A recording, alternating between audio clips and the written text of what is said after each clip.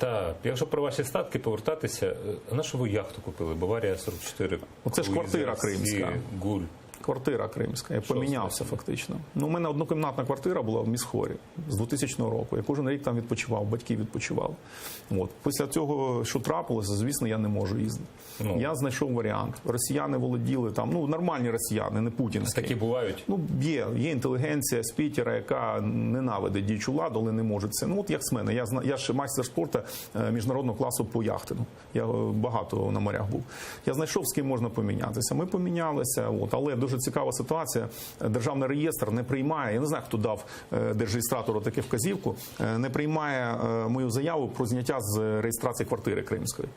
Я зараз залишився і власник кримської квартири по документам, і яхти. Як Крим повернемо, то у вас і яхта буде, і квартира. Ну, там вона вже невідомо де, але реально я виграв суд. Кудись перенесли? Я вважаю, що я маю це право, щоб зняли і відмовитися навіть від власності.